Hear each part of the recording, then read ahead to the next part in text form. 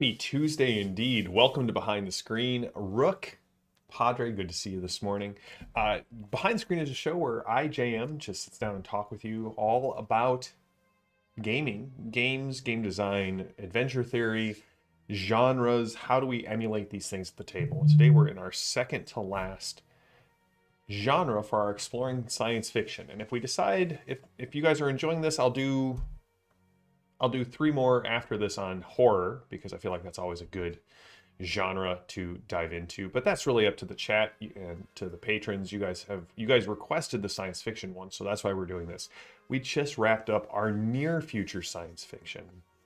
And today we're going to talk about space opera. And once we get through our space opera discussion, we're going to talk about a subgenre of space opera which I call space fantasy. It is space wizards in the future past. So, essentially Star Wars.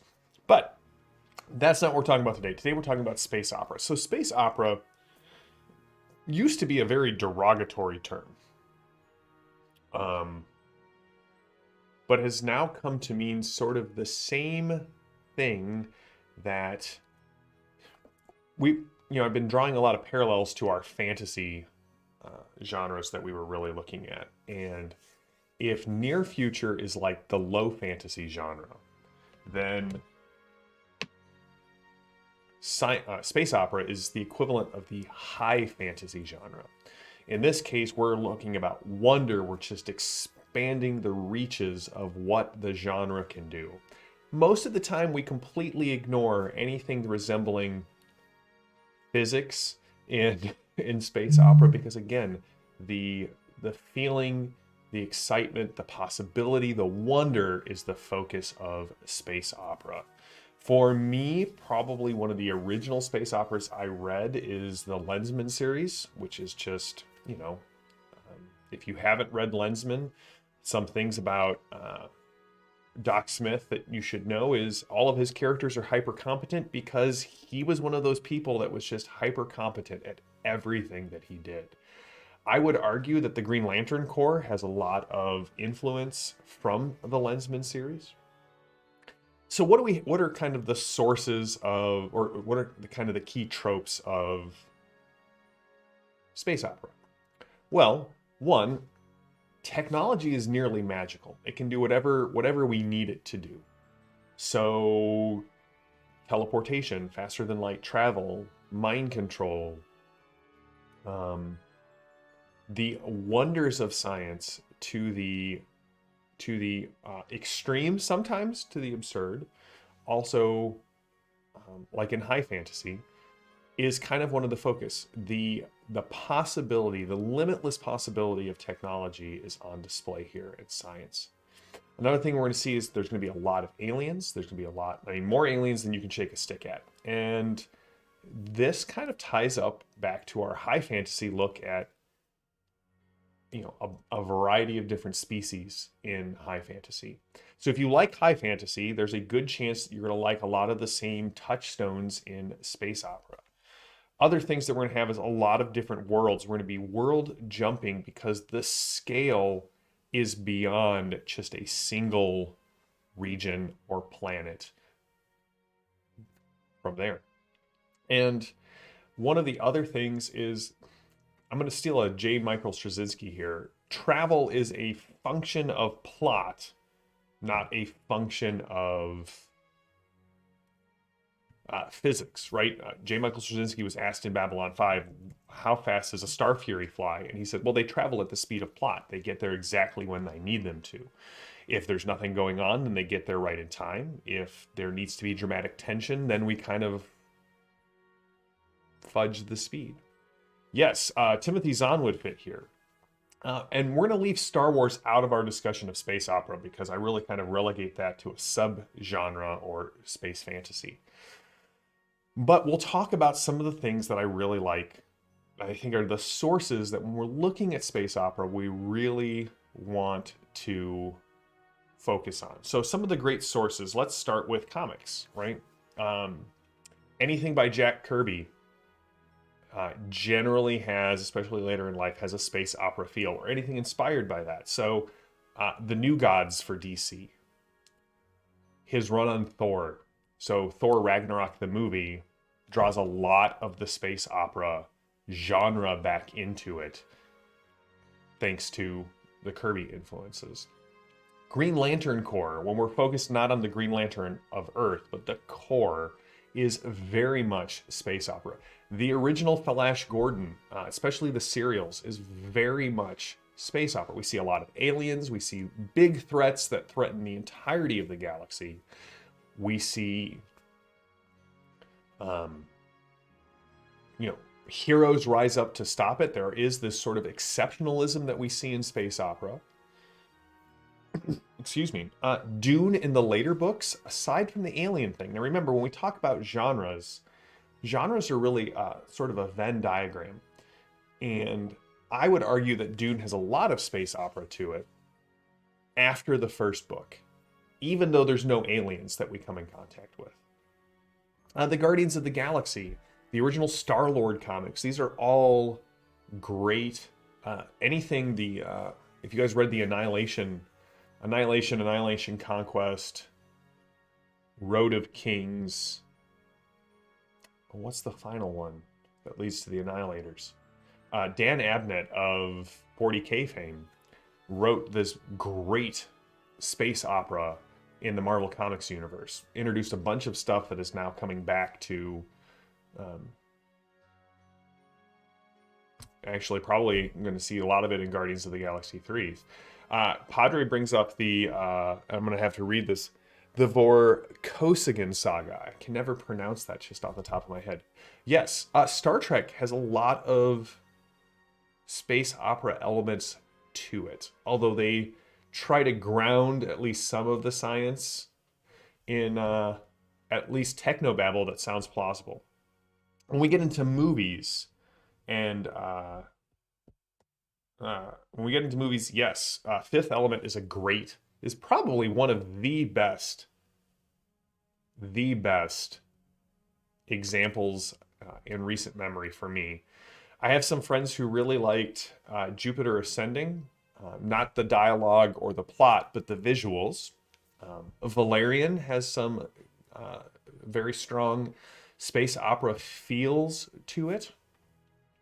Restart just asked, does the space opera genre use Aristotle's rules of drama more than just sci-fi generality? I would think so. And again, especially because space opera tries to gather the wonder of the early feelings of science fiction, the speculative genre at its height or its grandest, where they can just, whereas high fantasy pushes magic as far as we can go, space opera puts science as far as we can go. Great TV shows, Andromeda, Babylon 5. Again, Babylon 5 is sort of a quintessential space opera for me and for JD. I think that one of these days that joke will just... Thanks, Bob. I know you saw that. What was the other one? I am not a huge fan of it, but Farscape has a lot of space opera things to it. Tropes, feelings, especially the aliens and the worlds. And then finally we get into things like Stargate eventually ends up in space opera, which is just weird to me. The Peter Hamilton novels that we talked about have a lot of space opera feel to them as well. Hopefully, I haven't seen John for a while, but John, hopefully you are enjoying the Peter Hamilton stuff as well. All right, but we're not here to just talk about genres. We're not here to talk about sources. We're talking about games that we love that feel space opera. And I think the granddaddy is definitely Traveler, especially as Traveler moved on. We got a lot more aliens. Modern Traveler, so either T5 or the Mongoose Traveler books, are definitely space opera in scope. Although it does have that sort of near, like we talked about, that near future kind of, I have debts I need to work off, which is why I'm out there going. Battletech can have some space opera feel to it. Oh man, so Bob, a little digression here. Traveler came out, I want to say it was super early, like 78, 79. And so, I mean, D&D had only been around a couple of years. It wasn't big yet. It was very fancy. They were finally putting together the revision that was going to go from the box to the books, and it came out right about the same time as Traveler did. And so Traveler is set in our future. It was hex crawl through subsectors as opposed to hex crawl through wilderness. It had just this classic cover that was black and had on the little box, and it said something about the free trader Beowulf. I can still see it in my head. The the resolution system was pretty simple. It was 2d6 versus a target number. You had some modifiers to that, but the best part about it is, all right, so if you think about it, at the time, the three I would argue the three main groupings of character creation came about in this 77 to 80. So again, D&D is just revising itself, so it's not the little books and isn't a big book, and you get D&D, Traveler, and RuneQuest. And so what you have are the three main genres of character creation, and actually I would argue gameplay. So D&D is our class-based archetype system. Obviously, RuneQuest was the father of BRP, basic role playing, is this skill based character where you are defined by the skills that you choose, and you go up by those skills that you use, as opposed to the archetype system where you pick a class and go up from there. And then you have Traveler, which had a life path system. And so, Bob, you've played Burning Wheel, so very similar. But the way it worked is it worked a lot more like the orcs do in Burning Wheel, where you could die in character creation. You had like a period of time where your character was safe. And then after that, every time you pushed to get an additional roll, there was a chance that you died. Now they've removed that from Modern Traveler, but instead you lose limbs, and incur new debt because you now have cybernetic limbs that you have to pay off. So very hard science fiction, but also a very strong space opera feel to it. Another one that is near and dear to Iconic's heart is Fading Suns. Fading Suns is at its best space opera. You have planetary jumps, you have the jump gates, you have a variety of aliens, technology that maybe no one understands anymore, but is still very potent and very powerful. And I think Corellis, or Coriolis, I should say, The Third Horizon, is another modern space opera game. And finally, I'm going to argue for something, and I'm willing to have my mind changed on this. But I would argue that despite all of its grim darkness, 40K is essentially a space opera. Humanity's gone out into the universe. You have a variety of aliens. You have technology that, again, maybe people don't understand anymore, but still does miraculous things. The other thing is space opera is the genre where we get psionics, this idea that human evolution is moving further and further forward to the point that we're now getting genetic deviations or genetic enhancements that are coming into our lives. So when I was looking at this, doing my research for this, I saw 40K as a space opera, and I went, no. And then I started really thinking about it. You do have a galaxy-spanning empire. You do have alien races. You do have conflict. You do have intrigue. You do have science. You do have mutants. You do have multiple alien species. And I went, wow. Maybe, at least at its barest bones, we have a space opera in 40K. So I feel like I should hate that notion, because much like fantasy, I think grimdark fantasy is its own thing and grimdark science fiction is its own thing.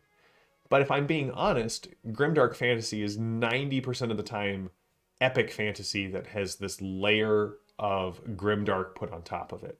And so if we skim away the grim darkness of the 41st millennium and we go back to the Horus heresy, right? In the 31st millennium, we were on the cusp of a bright space opera future. And now we're just falling down the rabbit hole of everything that has gone wrong. So that is my look at sources on space opera. It's a short video, partially because it's Thanksgiving week, partially because my son has a dentist appointment. But this is kind of what I've just caused Bob existential crisis for, well, Bob, just remember, in the grim origins of the 41st millennium, 40K wasn't grim at all. The original Inquisitor that was produced for in the 40K universe was, if I remember correctly, something like Inquisitor Sherlock Obi-Wan Clouseau. So the grimsical nature that we see in fantasy, they started off with in 40K. And that has slowly peeled away. Oh man. That's one of our favorite 40K quotes. Blessed is the mind too small for doubt. John, got to see you in the chat. Let's see here. What with Cyroware played some Sprawl Runners last night. Oh yeah. No, that's cool. Hey, how is Pandora Star going for you? So that is our look at the sources. So I'll put all of these up on the YouTube channel. The links to Amazon and drive-through where you can get a bunch of this stuff. And Bob, I really want to run a Wrath and Glory. Maybe we'll have to play some Wrath and Glory, do a one-shot on the channel sometime in 2023, because I think that would be fun. The other thing that I left this game out, Rifts has a space opera setting to it. If you go to the 3 galaxies, so Phased World and that whole line, that is, oh, I loved the space opera. I'm really hoping that we see a Savage Rifts Phased World book at some point in the future. So we're going to wrap up today's Behind the Screen with that, and we will be back, not on Thursday, we'll be back next Tuesday, because Thursday is Thanksgiving. So from everyone at Iconic, to all of our patrons, to everybody who tunes into this, thank you. I hope you have an enjoyable holiday. If you're in the U.S. side and you get to eat some good food and have some good time with friends and family. And tonight, we will be doing our character creation for Space 1889 after the new Kickstarter that Strange Owl has on Kickstarter. It's nearly funded. We're coming close up on $13,000 of our goal of $15,000. So I am very excited about that. Padre, if we can get you in on a Wrath and Glory one-shot, I think we should. Love to get Bob and maybe Garrett. That would be a lot of fun. I know Phantom loves Wrath and Glory. I really, really think that we should do that in 2023. Let's put a pin in it and we'll talk about it when we get back. So until next time, stay safe, stay healthy, stay gaming. When we come back in 2 weeks, we will be, or not 2 weeks, when we come back on Tuesday, we'll be talking about mechanics that I think really show off the glory of space opera at the table. So until then, have a good one, everyone.